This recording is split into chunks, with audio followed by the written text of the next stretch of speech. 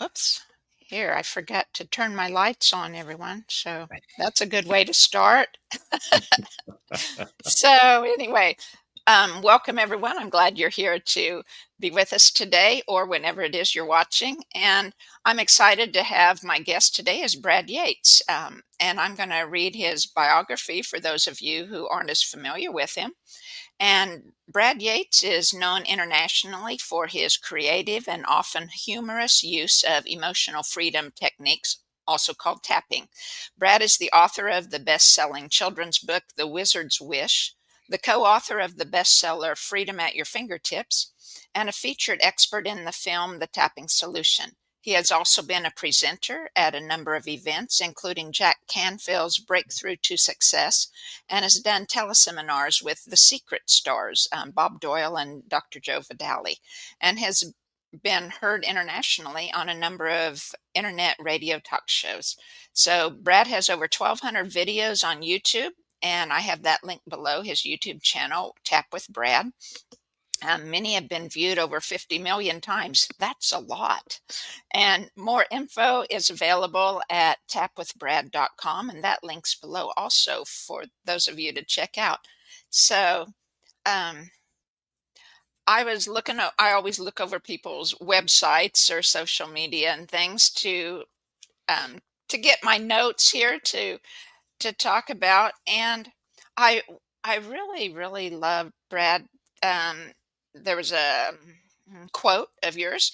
You are a magnificent child of the universe, capable of extraordinary things. It's just that you have some old programming holding you back. So maybe we could start with how does tapping or EFT tap into clear those old programs out that are holding us back?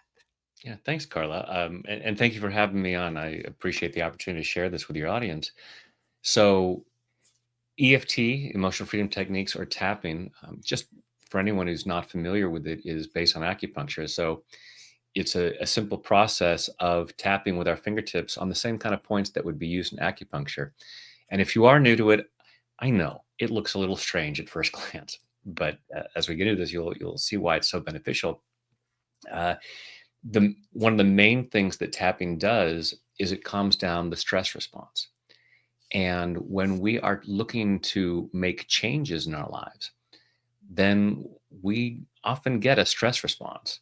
You know, we often say, I want things to be different. I want to find that most extraordinary version of myself. I simply want to be able to acknowledge that I am, in fact, a magnificent child of the universe. But because of my programming, that may be uncomfortable. You know, if I have, especially so many people have really crappy programming about how you're not worthy, you're no good, things like that. So if I even try to say an affirmation of I'm a magnificent child of the universe, part of me says, yeah, that feels nice, but a lot of me is like, who are you kidding? And that's a stress response in the body. And when we feel stress, we go into fight or flight. It may be full out panic, it may be just very subtle. But to whatever extent we're going into that, the prefrontal cortex, our rational mind, is downregulated. We think less clearly. We don't make the best choices. So the more we clear stress, the more creatively we can think. The more our cognitive functions are online. And so when we want to look at what am I capable of, what could I do, then the tapping calms down the fear and the stress that comes up when we look at making changes, because that stress will come up at such a subtle level we may not even be aware of how we're stopping ourselves from being the best version of ourselves, because some part of it says, we'll start to have an idea of, what, I wonder if I could write a book. I think I have an idea about, I could. And then part of it says, whoa, you write a book and people are going to criticize it and you're going to get negative reviews and it's going to remind you of the painful things that happened in the past. And then it's like, I could write a book. Oh, let's see what's on TV. And I'm off and I'm distracting myself and I'm not even consciously aware that I've done that. But, I like to say that the extent to which you don't have what you say you want tends to be the extent to which you're resisting it. And that Mm, resistance comes up in all kinds of subtle ways where we distract ourselves and we take ourselves away from what would be really beneficial for us. And we go towards things that just feel safe for us based on our old programming because we're trying to downregulate that stress response. We're trying to feel better. But this is a much healthier and positive way to downregulate the stress, such that we then say, you know what, I feel good. I think I will write a book. I think I will ask that person out on a date. I think I will, ask for a raise at work or get a better job or whatever else it might be that could make our lives so much better. oh, that's beautiful. I like also referring to those old patterns that you're clearing, or your how your brain tries to convince you otherwise, right? Your old patterns. You This was the first time I had heard it referred to that way, and it makes so much sense, and it feels so much better thinking of it as you said, of misguided love, Yes. misguided self-love, because otherwise it's like everyone calls it self-sabotage, or or you hate yourself because you do it, or you get Yes. mad. I get mad at my brain for replicating all these things Yes. over and over and over and over, and it's only trying to protect me, right? It is love. Yes. Yeah. So, And yes, self sabotage is simply misguided self love. And because, as you said, Carla, we beat ourselves up over and over. It's like, I say I'm trying to lose weight, and then I eat a pint of ice cream. And then it's like, oh, I'm such an idiot. And I say all these negative things to myself, which is just not a good thing to do. It has all kinds of negative consequences that we're not even aware of. And I want to be compassionate with myself and say, okay, there is something's bothering me. And in the moment, I'm having a stress response. And I know that there are probably healthier ways to deal with this, but in the moment, I just need to take care of myself. So, look, there's ice cream in my freezer. I know that it's against, at some level, I know that it's contrary to my goals, but the goal of losing weight is kind of out there, and the goal of feeling good is right here. So I'm gonna do what I know how to do to make myself emotionally feel better right now, and pay the other consequences later. So yeah, so it's allowing ourselves to be compassionate, not beating ourselves up, because that doesn't help. It's like, oh, I've now hurt my body by eating all that ice cream.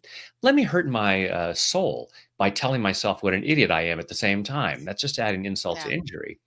So instead, say, I choose to love and appreciate that part of me that said, "Hey, you need something, and uh, and thank you for taking care of yourself. Let's find another way." And tapping is a very simple way to go. Okay, I'm not feeling so good right now. Rather than grabbing the ice cream, let me see if I can calm down these emotions, and then I can feel better without having to engage in unhealthy behavior. yeah. Um, Although I don't know how often you hear this, maybe I'm unusual, but when my first experiences with tapping, I hated it. It I couldn't stand it. It was like I was, doing the things, and I didn't really know what I was doing.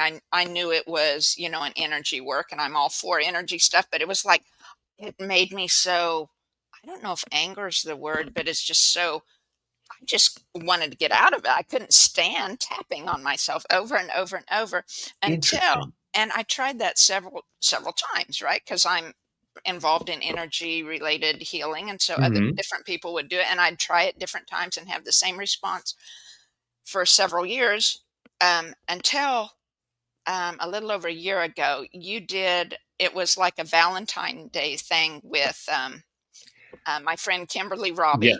right? And it was on Who YouTube. is here? Hey, Kimberly. That's right. Hi, Kimberly. And I had told, I had talked on the phone with Kimberly, or texted or something before that, and found out she was doing it. And I thought, well, I really want to support Kimberly. So I don't like tapping, but I'm going to do that for her. What a good friend. And, and it's like, oh, oh my God. It was like, I was bawling all over, because you did this whole tapping. And that was the first time I so it was if by that time through the years of my healing, because I really didn't start my inner healing work until about 6 years ago, and it was like by that time, I guess a year ago, I had done enough healing where what needed to be touched was ready to heal Yeah. and willing to Yeah. put up with that discomfort to but otherwise it was um I couldn't handle it. I couldn't handle tapping. I haven't heard it quite that way, but yeah, a lot of people are resistant to it at first for a number of reasons. It may be that the tapping they find annoying. It may be that in general, with EFT, we generally start with whatever with the negative statement. So uh, even though I am mad at myself, and when we first say that to introduce this to someone, they might say, "Well, you can't talk about the negative. No, you have to always focus on the positive." And but what you resist persists. If I'm mad at myself, trying to avoid that and pretend that's not there doesn't help. It's like, if your dog poops on your carpet, you don't say, I'm just going to look at where the carpet is clean and I'm going to pretend and I'm just going to tell myself that my carpet is clean, because you're kidding yourself. One, part of your brain is very much focused on the poop. And two, if you don't pay attention to it, you're going to spread it around. You're going to step in it and spread it around. So we say, yeah, it's not a matter of just sitting on the couch and going, oh, there's dog poop on my carpet, and just dwelling on it and just re traumatizing yourself. It's a matter of saying, oh, there's dog poop. I'm going to clean it up. And then I can enjoy my living room and I can walk around without having to worry about making a mess. So that's what we're doing with tapping, is we're saying, okay, I'm having this uncomfortable feeling physically or emotionally, and I want to address it. And so I'm going to do the tapping. And there's all kinds of, I mean, a multitude of reasons why you might have had that initial reaction. It may have been a part that says, this could actually create some change that I'm not ready for. So I'm going to make this as uncomfortable as possible so that I don't do this. I see folks who say, they're resistant to it at first, or I'll see people who will say, I love tapping. I used to do it so regularly and I was getting all these great results, and then I just stopped and I don't know why. And I'll say, Mm. because you were getting great results. And part of you said, things are changing and I'm not comfortable with that. And I'd like things to sort of stay the same. So yeah, stop the tapping. Oh, look, something's on TV. And again, it's self-sabotage, and trying to take, self-sabotage has such a, negative impact kind of sound to it. But if we just take it, it's like in a more gentle way of saying, it's uh, the self-sabotage is, it's moving myself away from what my higher self might really want. But again, it is misguided self-love of, I'm going to stop myself.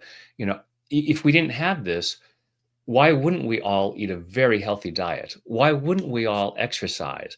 Why wouldn't we all spend, a certain amount of time each day educating ourselves and getting better and better? Why wouldn't we, this, that, or the other thing? It's like, because of our programming, something inside of us that says, from either misunderstandings that other people had that they passed on to us, or our own misunderstandings of certain situations, that tells us, well, this is how it should be. You shouldn't be too educated. You shouldn't be too healthy. You shouldn't be too rich. And so we all have a thermostat. People talk about a financial thermostat, and if you start to make more money than that, you'll get rid of it. And if you make less than that, you'll up your productivity or your savings habits or whatever. So you stay at that. But that's true of anything. With our physical health, with our relationships, we have this thermostat, this setting, and we will either give ourselves a good kick in the butt to get better, or we'll sabotage ourselves to get back to wherever that set point is. And it's just because, if you think of the thermostat, just imagine anytime you start to get out of wherever it's supposed to be set at, we have a stress response. Now, if only we had something that could help us mitigate that stress response. So we tap and go, it is okay for me to turn the thermostat up in terms of in terms of my health, wealth, and happiness. Yeah. Um, Talking about those influences, or how our old patterns are made, how much of a part do you think does, of course, our parents and other things, but social advertising, or commercial advertising, it has to play a huge part, right? Y- Yeah, I mean, everything that we take in has the potential of influencing us. Whether we hear it from our parents, from our teachers, from the clergy, from our friends, from the television, from the radio, from a book that we read, our mind is taking that in. And certainly in the first 8 years, where we don't really have that critical factor that says, start rejecting things. In those first few years, we're pretty much open. Hey, this is the truth. Okay, this is the truth. Oh, okay. Yeah. We don't negate a lot of things that we're told, and over time we are susceptible, especially those things that are similar to what we believe. And this is the problem with there's a lot of folks out there who take advantage of that, because they'll say, if we have certain beliefs, like certain political beliefs, okay, and so I'm going to talk to you about those things that are in line with your beliefs. Like, yeah, okay, and I'm going to push the line a little bit. It's like, well, that sounds kind of along the lines of what I believe. Excellent. Now I'm going to push the lines a little bit more. Oh, okay, and so we're influenced by all of these different things. If it is somewhat aligned with what we already have, what we already believe, what already feels right to us, what already feels safe to us. And we can see all kinds of examples of this through history, where we look at people and go, how did they do that? I can't believe that anybody would go along with that. It's like, because incrementally that line was pushed, and these little things that influence. And now with social media, it's so powerful, because there's so many different ways that people can reach us and put out little things, and just little things. And if they're small enough, then we don't necessarily reject it outright. If it's too big of a message, too far a bridge, then our mind goes, oh, that's not right. But with these little influences, and that's why we want to really be careful. What you said just before we went live, and you were talking about, oh, if we're doing this live, so people know that we're real and it's not AI, and joking about that, because AI is so sophisticated right now that things are being put out there and people don't question them.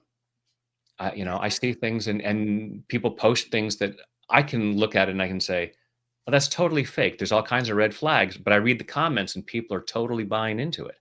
Hmm. And and I'm susceptible to that too. I got scammed last week on with something, that because I just certain things that the person was saying, and it followed along with certain beliefs that I already had. So it's like, oh yeah, this feels safe. This feels Hmm. safe. And so yeah, we're influenced by anything that we take in with our senses, has the potential to influence us in some way, shape, or form. My One of my hopes is that with tapping, we get to the core of who we really are, which is peace and love and joy and gratitude. And in that place, so you can see I have Michelangelo's David back there. I have David's all over the place, because not only is it my favorite piece of art, but Michelangelo said that inside the marble, the statue is already there, perfect, whole and complete. And all I have to do is chip away what doesn't belong to reveal the masterpiece that's already inside. And to me, it's a perfect metaphor for what we're doing with tapping. That higher self is in there. So as we tap away guilt and shame and feelings of unworthiness and pain and fear and all of these things, our highest self knows what's right. So influences can come in, and we can see things that somebody with an unhealthy agenda might put out there, and we can go, yeah, no, thanks. This doesn't, it's been said that ultimately there's only love and fear. And what doesn't feel like love is fear. So, Mhm. and so much of the messaging out there is fear-based, and it's like as we tap into our true self, that magnificent child of the universe, then that fear message comes and goes, "Yeah, I don't want to play. I'd rather go into peace and love and joy." And what really creates a world that works for everyone? Yeah.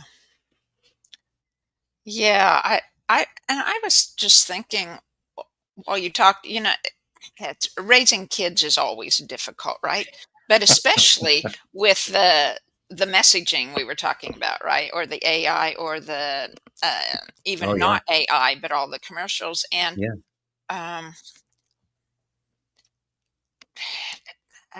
to be able to go back in time, or for those of you who still have young kids to do it currently, right? And be able to teach the kids critical thinking skills, or and but to be able to stay in that calm, right? To stay in that decision making instead of reactionary mode, and to help them work through the difficulties with by tapping, or any other energy thing that might be helpful, or whatever, that and they could be grow up so much healthier.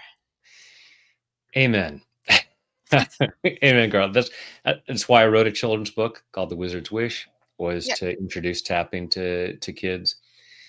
And and I always tell parents, tap on yourself first before you work on a kid, because it doesn't you don't you want, as we're doing the tapping, we want to be free. So we want to help our children be free and be peaceful for their sake, as opposed to my kid's driving me nuts. I need them to tap so that they're not driving me nuts. Like, I'm going to say that you might want to do some tapping on yourself first. And the challenging thing is that as parents, we can often be that unhealthy source. I Even with all of the stuff that I know about how the mind works and healthy thoughts, I still look back at things that I said to my kids when they're younger and go, "Oh, oh, what was I thinking?" Yeah. But we're human. We're human, and we have our own programming. We have our own beliefs, and hopefully, we're always continuing to evolve. Uh, but uh, it's looking at that. But then, as we to be able to teach our kids at a young age how to emotionally regulate and how to get free, such that they might be able to, maybe even early on, undo the negative programming that we might have inadvertently or deliberately, because we were having a bad day, said to them. Hmm. Yeah. Yeah, and that's why I got into energy work to start with. I do biofield tuning, Hmm. and it was like, well, first of all, it could heal myself. I recognized right away that it could heal me, but it was like, while I'm healing me, I can heal my kids. It's like, of all the junk Yeah, that, yeah, yeah. Break the cycle. yes, yes, and my boys turned out good by all standards, except I know the emotional side that I had that they still carry, and it's like the world doesn't see that. Um, but yeah, but I can change them as I change me. Yeah. Yeah. And ultimately, because everything is energy, we're all connected. As we raise our vibration, we're naturally raising the vibration of the collective whole. Hmm. That's why just last week, working with folks about, because a lot of folks were saying, so many people are struggling right now. There's so much suffering in the world. What right do I have to feel good, to be happy, to have more money, to this or that? I should be suffering in solidarity with the world. It's like, no, no, that doesn't. That's like, if we're all in darkness and everybody's got a candle, and there's a lot of people with their candles have gone out. That's like saying, oh, you know what I should really do is put my candle out as well. It's like, no. Yeah. Help the person who's stumbling in the dark, light the way for them, make your candle even brighter. you might be able to light their candle, or at least hold your candle up such that there's more light for them to see their way around. We Yeah. can't create more darkness to benefit anyone. We can't be poor enough to make anyone else wealthier. We can't be sick enough to make anyone else healthier. We can't be sad enough to make anyone else happier. So that's one of the beliefs that I've often tapped on folks is, even though I don't think I should feel good when other people are suffering, if that was the case, since there's over 8 billion people on the planet, if we weren't allowed, if it was not natural for us to be able to feel good if one person is suffering, Disneyland would have to be shut down permanently because it's the happiest place on earth. Can't have that. So it's like, no, if there's low energy out there, I want to raise my energy up as much as possible. It's not that I'm happy about people suffering. I want to be as happy as possible to raise that up, and then I'm in a much better place to be able to lift them up as well. Absolutely. But it reminds me of when my kids were small, there was a book that one of them checked out numerous times from the library, The Giving Tree.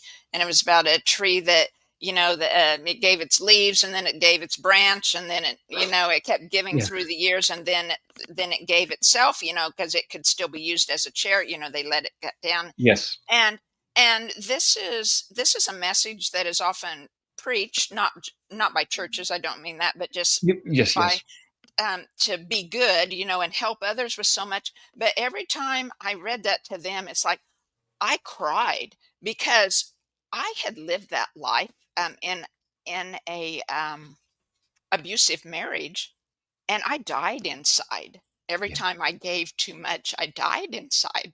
So I knew it was a bunch of bullshit, but I couldn't tell my kids that Yeah. because I was still blaming myself. Like at that time, it was like, well, why were you different? Why couldn't Yeah. you keep giving, Yeah. type of thing. Yeah. But something inside me knew that that isn't right. It's so interesting you bring that up, Carla, because it was just last week that I saw a post. Somebody has done a reframe on that called the non-codependent tree. Oh, good. And the boy says, I want this. She says, no, I already gave you this. What are you going to do for me? I'm happy to help you where I can, but I'm going to take care of myself first. And it was a brilliant and Yeah. you know, Shel Silverstein is brilliant. He's written so many wonderful things. He's given a lot. But yes, the basic message, because so many people are in that situation where they give and they give, and it's like, what else do I have to give? And there's a giver and there's a taker, Hmm. and and it's one thing at the very beginning when the boy is playing in the leaves, and it's a very symbiotic relationship, Hmm. and then it goes south. Yeah. Yeah. So and yeah, so it's if I don't know how you would even look it up, but you could Google it, the not codependent tree or something like that, and it's really a brilliant reframe on that. And again, all kudos to Shel. Thank you for all your wonderful Sure. work. But yes, there is a dark side to that classic.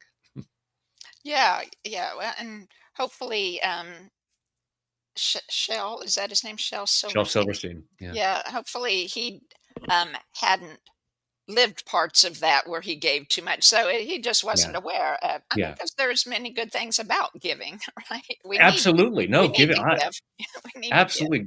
Generosity is a wonderful thing to cultivate. It's the self-sacrificing, to the point of harm, of self-harm, that and again, this is a very powerful place for tapping, because you know e- even though I think I should just give and give, no matter how much it hurts me, I choose to love and accept myself. And we break that down because we have this program of that's what I'm supposed to do. So again, for anybody who has been codependent, um, and many of us have it to different extents. I was joking with my wife yesterday morning because I woke up and I was lying in bed and I was ready to get out of bed, but the cat had come in and had laid down on top of bed right between my legs. And so, and he's napping, and then it's like, I don't want to disturb him. It's like, but I want to get up and do things. And here I am being codependent with the cat. Um, so, you know, not major harm to me. There wasn't anything I was rushing to go do. It's not like I'm going to be late for a meeting or something like that. Um, but we have minutes have a lot of programming about put others first, put others first, Mhm. and there are places where that's noble and maybe appropriate. But I can't tell you the number of times in a tapping round where I've taken people through saying, "Yeah, have you ever noticed when you're on an airplane?" And they say, "Put the oxygen mask on your own face first." Mm. Mhm. It's not that airlines are just, trying to cultivate greed and selfishness. It's because if you don't put the oxygen mask on your own face first, then putting it on someone else's face first may be the last good thing you're ever able to do for them. Mhm. Yeah. It's like take care of yourself so that you can then take care of other people. But you cannot write a check to charity if you haven't made a deposit in your account first. So tapping is an act of self-love, and it allows us to clear the stress, because there may be part of us that says, if I don't give all my branches to the boy, then I'm a bad person or a bad tree or whatever we are. And it's like, even though I'm afraid of being a bad tree, and then we clear that and we start to go, oh, those are misunderstandings. Yeah, no, that's, I need to be able to take care of myself. And I need to, if we're going to cut a tree down to use the wood, we also have to plant other trees. We have to be taking care of, practicing that self-care so that it's sustainable, because that just, giving without that self-care is not sustainable. So, but again, that brings up a lot of stress for a lot of folks, because uh, maybe someone had a narcissistic parent who has always made them, take care of the, you're here for me.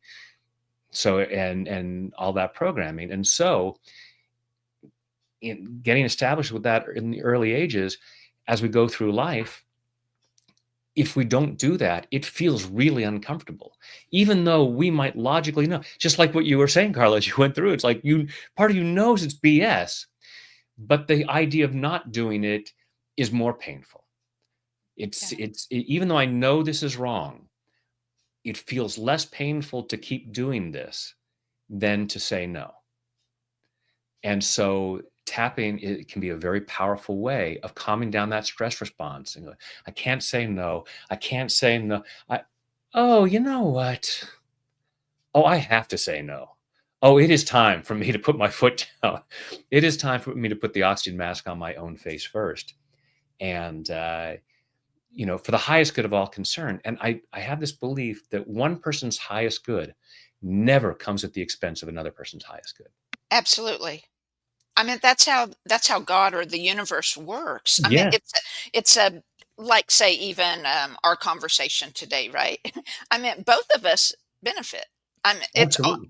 every coincidence, right? It's not a coincidence, but everything that happens, in our lives, I think it's a win-win with all parties involved. It, Yes. it it it certainly can be, and in a dysfunctional relationship where you have somebody who's doing all the giving and all the taking, it and so we sacrifice. Well, okay, it's not for my highest good, but it's for their highest good.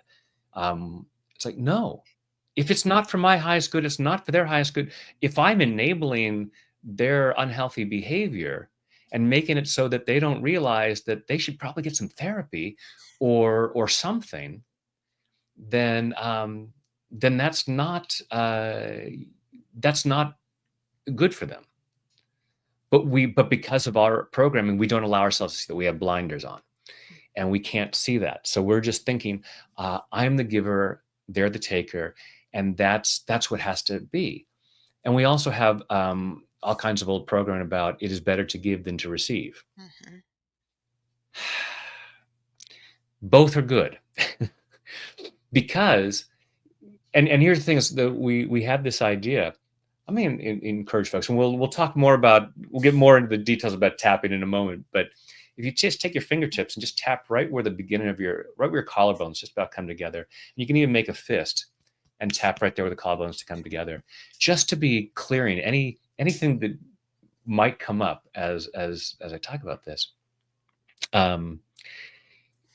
If we have this belief that it is better to give than receive, and I'm thinking, you know what, I'm the person giving, and so that makes me a good person. If I'm having that thought, so for instance, Carla, if we're in an exchange and I'm going, you know what, I'm giving so much on Carla's radio show, and she's, as the host of the radio show, she's just taking. So I'm the good person, and she's the not so good person. How noble am I if I would have that attitude towards you? I am now the jerk. If I think that I'm better than you because I'm the one giving, and that makes me more noble, I have just erased any nobility from this act of giving. That's why I'm telling people to tap, because that's going to challenge a lot of people's beliefs. A lot of people are going to say, "No, I am always the giver because I'm the good person." It's like, yes, but if you are the good person in any interaction, then that must mean that the other person is the less good person. And if you are putting them in that position, don't tell me how noble you are. And also, if it is better, if giving is so good, because so many givers refuse to receive, then, if in this relationship, if I insist I'm the giver and Carla is the taker, and I don't allow you to give, then I'm robbing you. And again, nobility goes right out the window. I'm not giving you the opportunity to experience the joy of giving.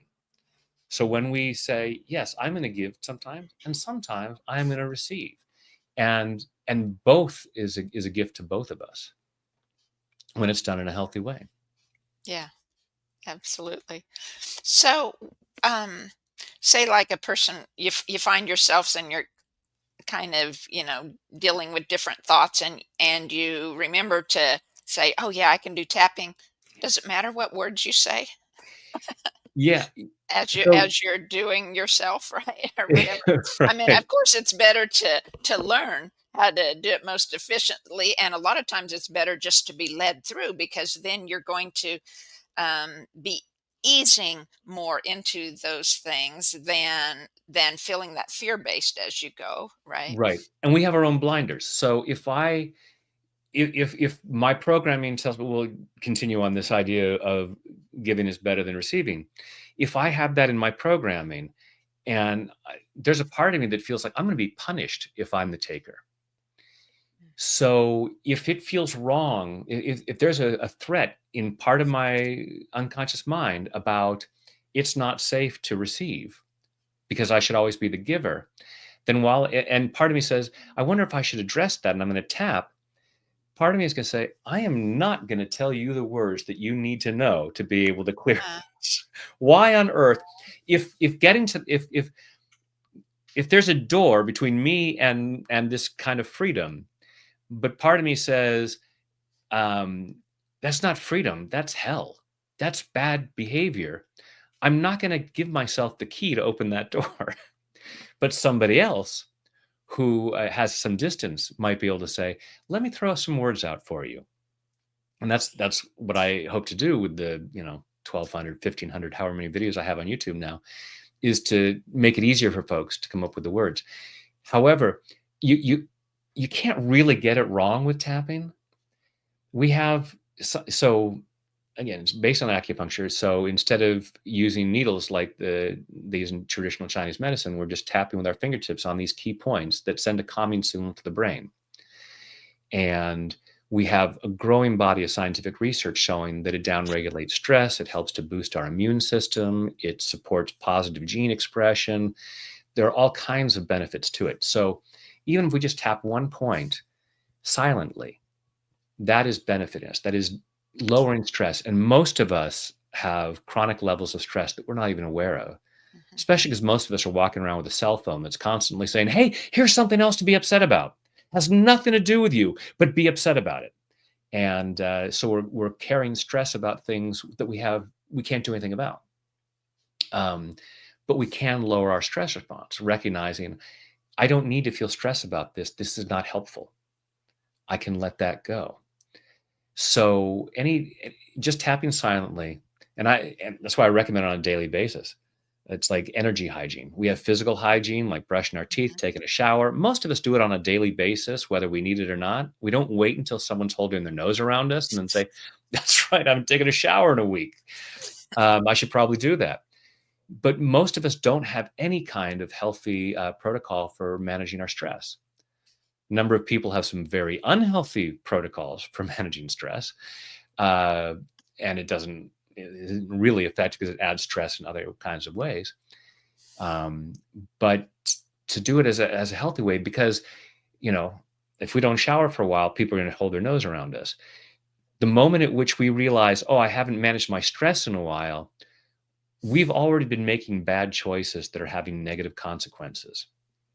And it may be a while before we recognize it. By the time we recognize, like, oh crap, I should have taken an energy shower like a week or two ago. So yeah, so don't worry about the words and the basic version of EFT. So if it's okay, Carl, let me just tell folks the basic version. So for anyone who might be watching, who might be new to tapping, what we do is we generally start with what we're aware of is bothering us. So if I'm feeling afraid, like I've got a report due tomorrow, and I'm afraid that I'm not going to do a good job on it, and I'll get a bad grade on it, I'll get fired, whatever it's for. And so I'll say, okay, on a scale of 0 to 10, how afraid am I? It's an 8. This is a pretty important report. What is the physical sensation? How do I know that it's an 8? Oh, I just feel this knot in my stomach, or I feel this tension in my shoulders. Great. Okay. I have this fear. It's at an 8. So I would start by you take your fingertips of your index and middle finger and gently tap on the edge of your opposite hand. And the meridians that are used in acupuncture run up and down both sides of the body. So when we're doing tapping, we can tap with either side or tap both sides at the same time. Just for the sake of demonstration, I'm going to say use your dominant hand. So we gently tap with our dominant hand on the opposite side and say, even though I feel this fear, I choose to love and accept myself. And we're saying this statement of self-acceptance because most of the time when something's going on, we have been programmed to use that 4-letter F word. Fine. I'm fine. I'm fine. Oh Don't yeah. trust a woman that says Yeah. Yeah. Yeah. It's so obvious that you're feeling fine. Yes, the way you're yelling at everybody, obviously you're really fine. So basically what we're saying is, even though I'm not fine, I still choose to love and accept myself. I'm accepting myself even though I'm admitting that I'm not fine, because we are told, tell people you're fine no matter what. Because what we resist persists. If I insist that I'm fine, I'm insisting on leaving the dog poop on the carpet. So it's like, even though there's dog poop on the carpet, I choose to love and accept myself. So we'll say that 3 times, and then we'll go through these points. So right at the beginning of either eyebrow, and we gently tap these points generally between 5 and 10 times. And then we'll say this fear. We'll repeat whatever the phrase is. And it could be just this fear, or this fear about this report, this fear that I'll get fired if I don't do a good job on it. There's different wording that we can use, and we can play around with it, but don't worry about it. I'm just saying, don't feel like you have to be stuck with that particular wording. So we take that phrase, and in the basic version of EFT, repeat this fear. We follow our eyebrow out to the side of our eye, right there at the corner of the eye socket. This fear. Right under the middle of the eye, just above the cheek. This fear. Right under your nose. This fear. Right below your lower lip, just above your chin. This fear. Again, where your collarbones just about come together, and you can make that fist. This fear. The next point is about 4 inches below your armpit, right about bra strap level, and I'm sure even the guys can figure out where that is. This fear. And then finally, the top of your head. So with all of your fingertips tapping around the crown of your head, this fear. Then we take a deep breath and check again. I'm thinking about this report that's due tomorrow and saying, okay, it's maybe down to a 6. It might go from an 8 to a 0 like that. That sometimes happens. Not it's not the norm, but it does happen often enough. It might, go from an 8 down to a 6 to a 4 to a 2. It might go just down to a 7.75. But even at 7.75, that's a little bit of stress, less stress in the body. And the stress, pumps cortisol through our body that has all kinds of unfortunate consequences. It downregulates our immune system. It limits our digestive system. There are all kinds of things about that we don't want to encourage. So any little bit of relief that I get is healthier for my body. And again, because stress takes us out of our prefrontal cortex, any little bit of stress that I reduce allows me to have better cognitive functioning. So even if it's just a little bit, and we may not, sometimes we're not even aware of it. Tapping, sometimes it's like a painkiller. I'll do some tapping and my fear that was at an 8 will drop. And it's like, okay, that definitely helps me feel better. Sometimes tapping is more like a vitamin, a supplement that we might take that we know from the research. And if we've taken it long enough, we know we feel better because we take it. But no one takes a vitamin and instantly says, I feel so much better right now. So that's the way it is with tapping. Sometimes the effects, there are positive benefits happening. We have the science showing this. And those of us who do it regularly just know the cumulative effect. So we're getting benefits even if we're just doing some tapping. And there are the rare times where I might be tapping on this fear and it goes from an 8 to a 9. It's like, what's going on?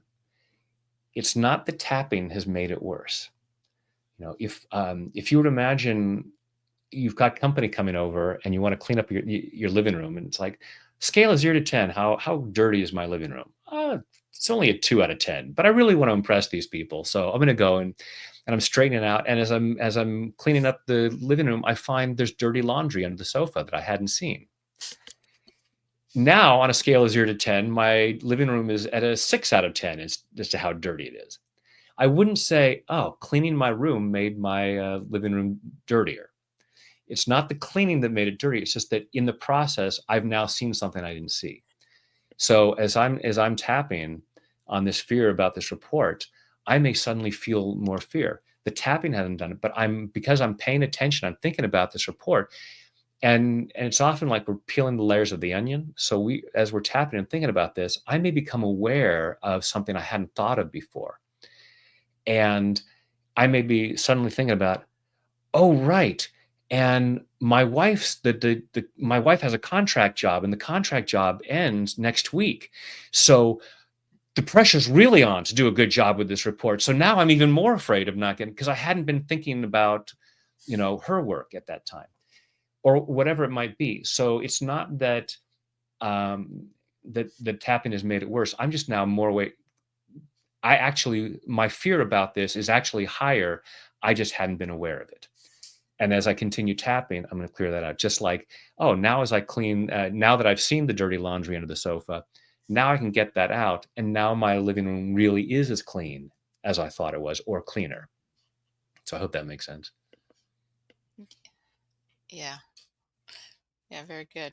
Um, One thing I've kind of wondered, what I've noticed, and I don't know if you have too, but so like I do biofield tuning, but I notice it on myself especially, but I notice it on other people too. So say if you're whatever modality you're used to doing most, and you do that, and then you do a different modality that approaches things from a different angle, and it's like then you go back to the first and things move faster, right? It's like they all work together Yes. in shifting the patterns because it's a different thing. I notice that a lot. Like I use tapping as my second go-to, right? So I do the biofield regularly, and then I fill in with tapping, or I also fill in with Psych K Yeah. sometimes if Yeah. I'm in a real hurry or something. Yeah. And so, but they're they're beautiful the way they all work together in shifting things. Massage, even you can throw that in there, right? By doing the physical Absolutely. massage, your emotions shift, right? Well, yes, because our mind and body are connected. Yeah. And so that's why, these techniques that have a somatic component can be so beneficial, because so often we are walking around with this Cartesian split of my mind and body are separate. And so if I'm having an emotion, that's just a thought thing, and I should just talk about that. My body has nothing to do with it, even though that's where I'm feeling it. Still, I'm not going to. And so likewise with massage, you're moving things around, you're moving energy in your body. Not only are you helping, work kinks out of the muscles, but you're moving energy centers and things like that. So yeah, there are all kinds of benefits to that. And with different healing modalities, to me, healing is like music. There's a lot of different genres. There are a lot of different instruments that are played, and they're even in the same genre with the same instrument. There's two people that will play it differently. So, and people get very attached to their modality, and say, "Oh, this is the best." uh, and how they do it. Even they'll look at someone else and say, "Oh, they're doing it wrong." And to me, that's like Keith Richards saying Eric Clapton plays the guitar wrong. Well, no, he plays it differently. And some people are going to be bigger fans of Eric Clapton, and some people are going to be bigger fans of the Rolling Stones, and it's not that one's right. So it's having these different things. And yeah, and sometimes just a change in perspective, whether it's switching to another modality or tap on something different. People will often say, you know, I'm working on my finances. Should I just watch this one tapping video about money constantly? And I'll say, switch it up, because everything's interrelated. And so you might just watch it, tap on a video about relationships, because that might loosen up something about money that you hadn't thought of. When you come back to working on money, it's like, oh, things seem different. So yeah, like you were saying, Carla, about changing up modalities and getting out of a habit. I was working with a colleague of mine years ago, and she said, "Okay, we're just gonna do hypnosis right now, because you do a lot of tapping. So you need to do we're gonna switch it up and do it differently." And I started as hypnotherapist, so I still use a lot of guided imagery in the work, just to bring in something different. So it's not just one technique. Yeah. Yeah, I find hypnosis very helpful too. Yeah. They're all good. Right. And they're going to be great. Most of us don't listen to just one song on our iTunes or whatever. We like to change it up. Sometimes I'm in a rock and roll mood. Sometimes I want to listen to classical music, and so allowing ourselves to say, yes, I don't have to just listen to one. I don't have to just listen to even in a particular modality, one practitioner.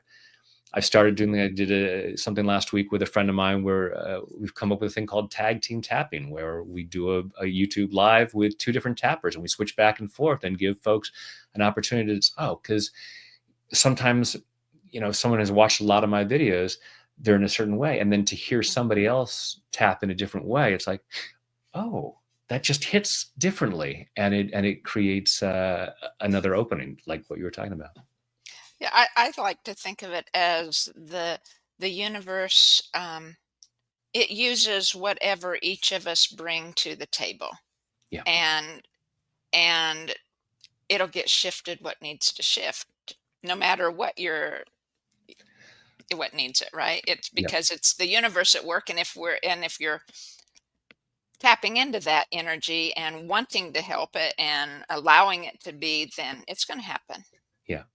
And the universe has infinite supply, and there's so many different things. And if what we need isn't already available, the universe will find a way to create it.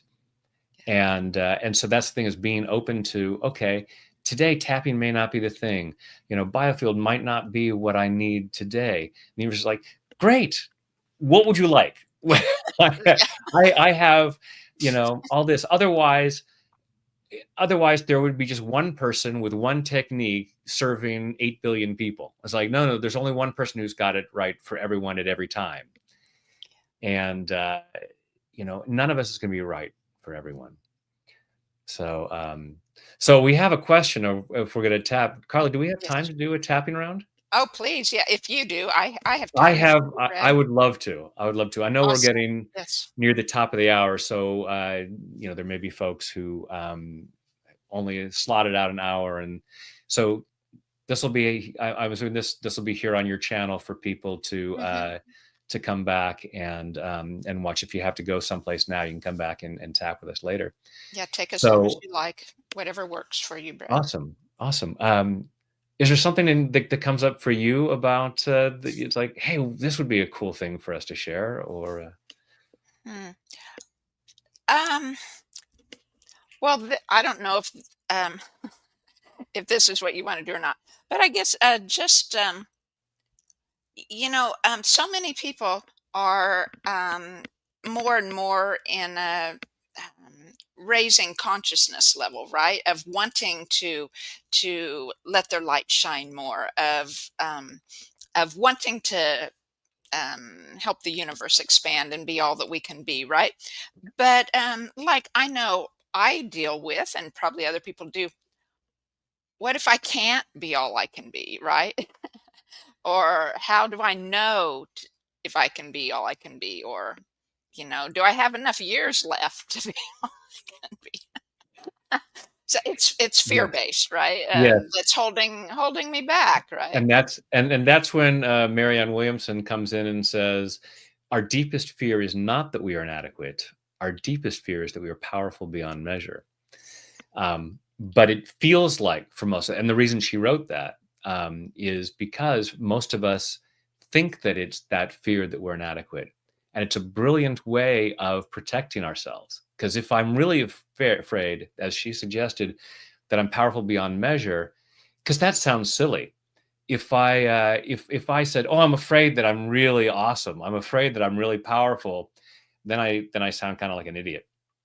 But if I say, "Yeah, I'm afraid I don't have what it takes," "Oh, yeah, I'm afraid of that too. Yeah, I'm afraid of that too." Oh, okay, we're all in good company, feeling like we're inadequate, and that way we don't have to look at the fact that, oh my goodness, there's a part of me that knows I am a magnificent child of the universe with unbelievable powers to do good. Well, So let's flip it let's then and do yeah, the let us flip this. So absolutely, great theme, Carla. So I'm going to encourage everyone, close your eyes, take a deep breath in and hold it, and let it go.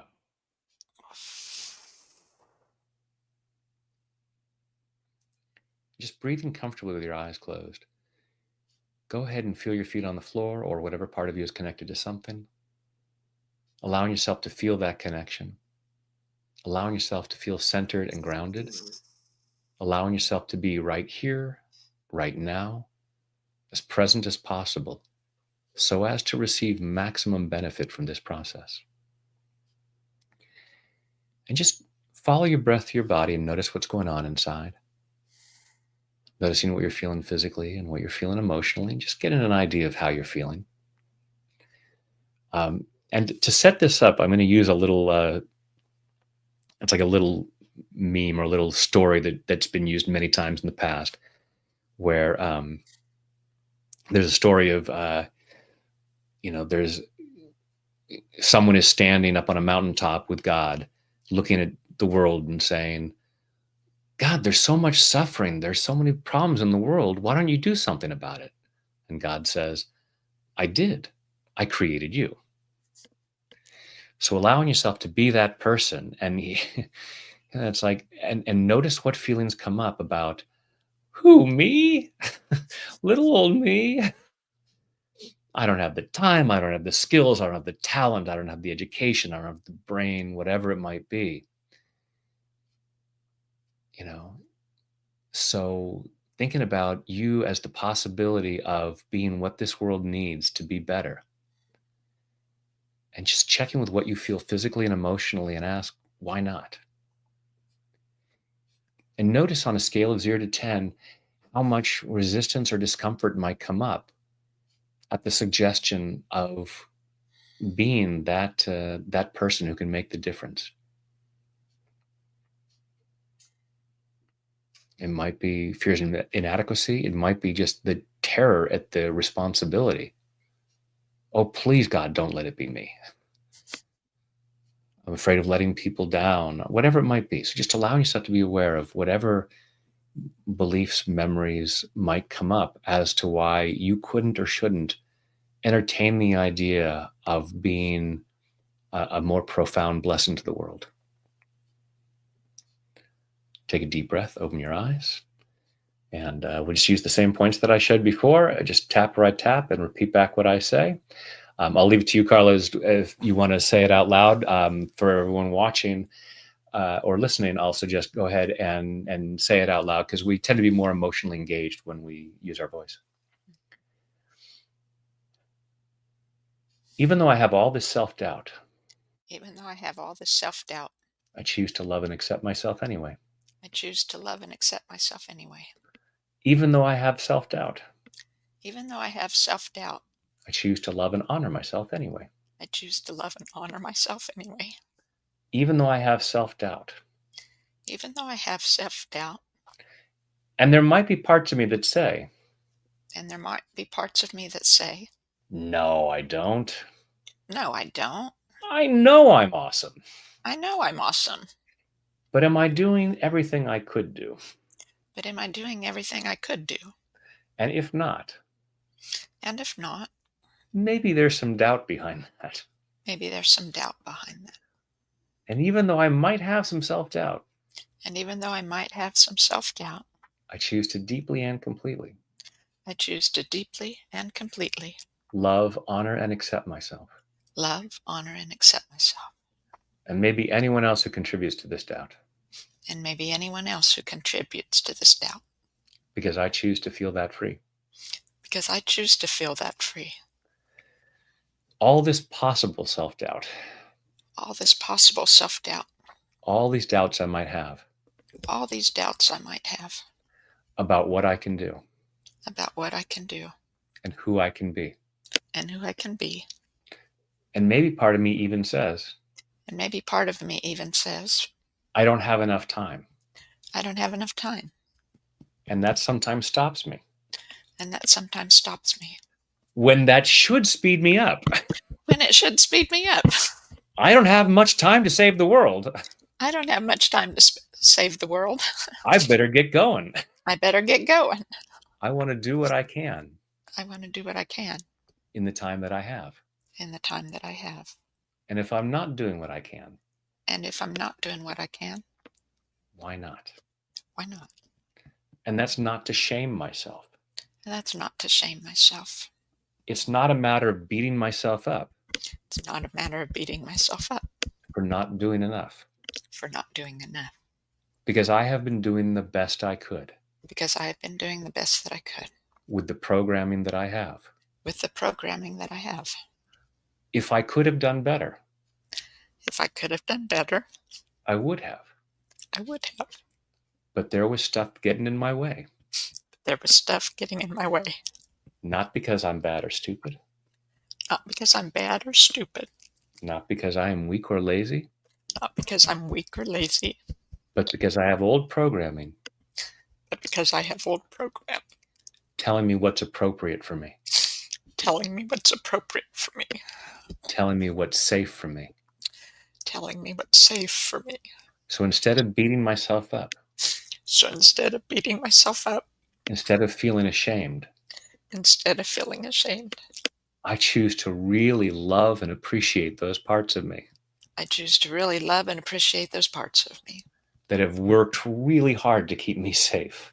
that have worked really hard to keep me safe.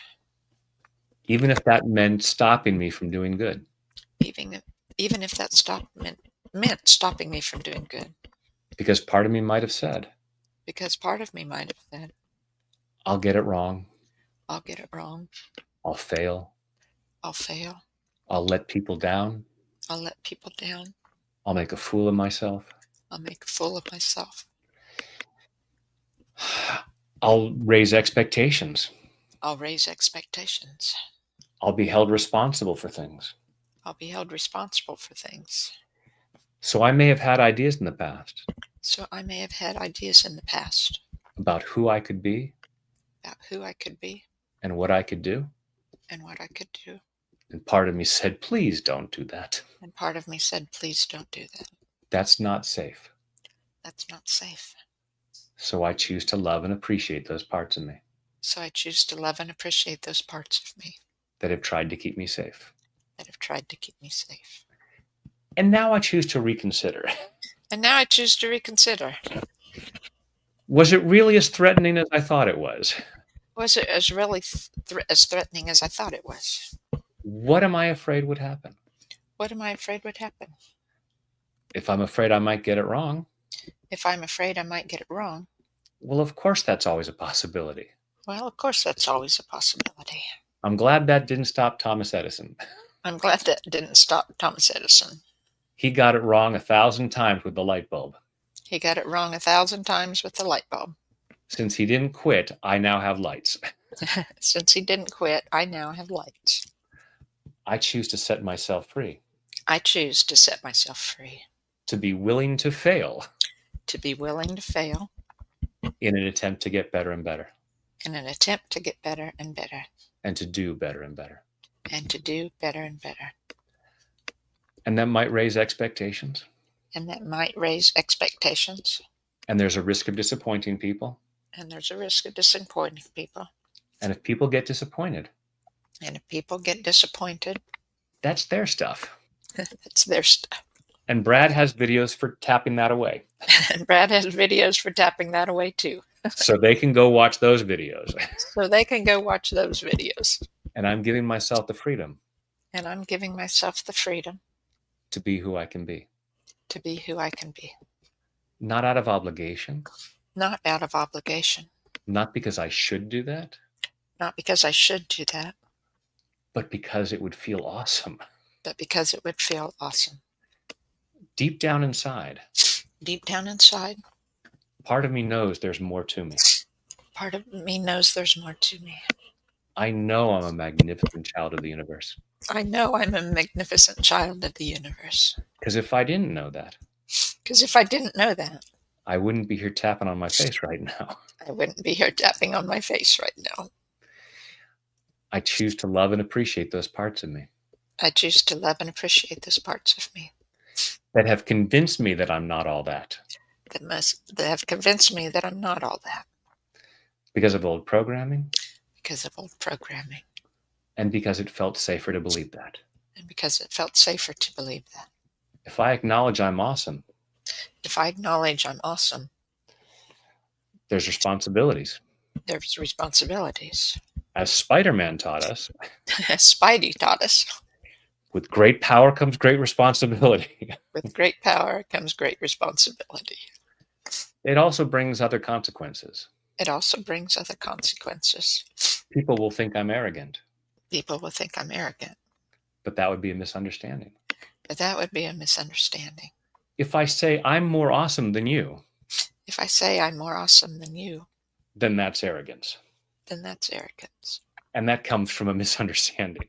And that comes from a misunderstanding. Because if I don't acknowledge your awesomeness, Because if I don't acknowledge your awesomeness, I'm not really acknowledging mine. I'm not really acknowledging mine. I'm trying to con myself. I'm trying to con myself. I'm acknowledging our universal awesomeness. I'm acknowledging our universal awesomeness. And I'm clearing what gets in the way And I'm clearing what gets in the way so that I can share this awesomeness with the world. so that I can share this awesomeness with the world. And not only is that a good thing to do, And not only is that a good thing to do, but it also feels awesome. but it also feels awesome. So I'm releasing those doubts. So I'm releasing those doubts. All these doubts about how awesome I am. All these doubts about how awesome I am. All these doubts about what I can do. All these doubts about what I can do. Any little bit that I do is good. Any little bit that I do is good. I can even say it's enough. I can even say it's enough. And maybe I can still do more, And maybe I can still do more, but I can feel good about whatever I'm doing. but I can feel good about whatever I'm doing. So I'm clearing the reasons why I can't. So I'm clearing the reasons why I can't. Clearing this self-doubt. Clearing the self-doubt. clearing it at a cellular level, clearing it at a cellular level, clearing the fear of not having this self-doubt, clearing the fear of not having this self-doubt, and all the opportunities that come with that freedom. and all the opportunities that come with that freedom. I'm releasing these fears, I'm releasing these fears, releasing them all the way back through my past, releasing them all the way back from my past, acknowledging my awesomeness, acknowledging my awesomeness, and sharing that in body, mind, and spirit. and sharing that in body, mind, and spirit. And take a deep breath.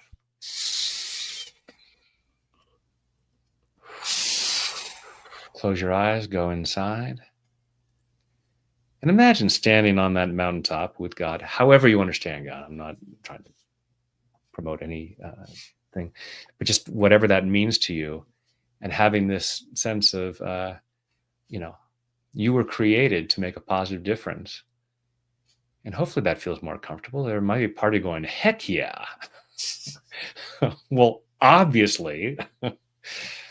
and feeling excited about what might be possible. Hope folks find that helpful. Yeah, beautiful. Awesome. The world can use it. That is why I do what I do, Carla. It's like I sometimes say when I play with different job titles, and one of them is gift unwrapper. And I look at Michelangelo. He said he chipped away the marble that hid the masterpieces. He was a gift unwrapper, and each of us has gifts and talents to share with the world, and the world could really use those gifts. So if there's stuff keeping that stuff encased and hidden, I feel that's my job, is to help people clear that, so that I've often said to people when I'm tapping, I'm not doing this for you. I'm doing this for all of the people that you could be making a difference for, that you're not free enough to do that yet. Yeah, beautiful. So thank you, Brad. Thank you, Kimberly. Nice comments in there. Yeah, it's we, and I actually have a tapping video taking people through the that quote from Marianne Williamson from A Return to Love about our deepest fear, and really just looking at it is scary if we really allow ourselves to acknowledge the magnificent child of the universe that we are, and how powerful we really can be. Depending on our programming, it can scare the bejeebers out of us. Move through that fear, please don't back off from because other people will then step in with less healthy ideals or I don't even call them ideals, a less healthy agenda. And if you imagine a boat with a steering wheel, a ship, and if we are holding ourselves back from guiding the ship in a healthy way, somebody with less healthy intentions is going to step up and take it in another direction. So so we want to be so healthy that it's contagious to that person. They're like, oh no, you're right, that's a much better direction, thank you. Because ultimately we all have that inside of us. There's a part of us that wants to find that better way, and due to our programming, we get distracted and taken in the wrong direction. So this helps us get back and clear away what isn't love, and get back to that place where we want to create the best world possible and have the best experience of it possible. Yeah. So, Brad, beside all your YouTube videos, what other offerings or programs, things, if people were interested, how could they gain from all your knowledge? Or Thank you, Carla. There's if you go to my website, tapwithbrad.com, that's where you'll find all the resources. I do private coaching, group coaching. I have online programs. There are a couple of free programs you can get. They're 5-day programs that are free on my website. One is called Success Beyond Belief. And, so if you hear success beyond belief, it's like, wow, that's a lot of success. But it's the success that's beyond your current beliefs. and helping to clear the reasons why we couldn't or shouldn't. The other one is called Tap Into Your Best Self. And it's, tapping on self forgiveness and self compassion and self love, and really learning to appreciate how awesome you are. And then you're going to share that awesomeness with the world. Please and thank you.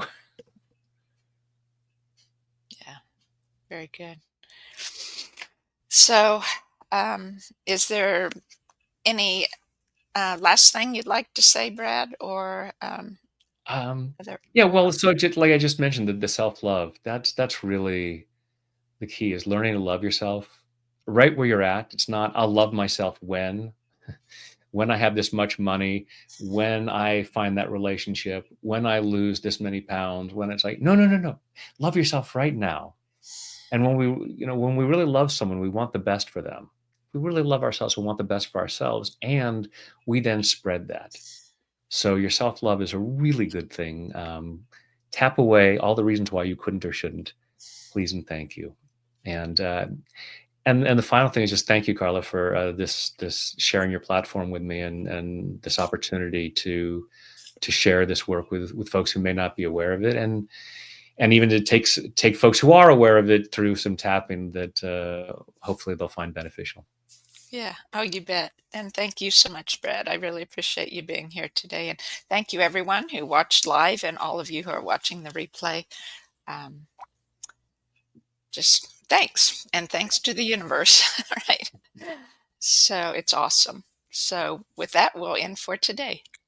Bye, everyone.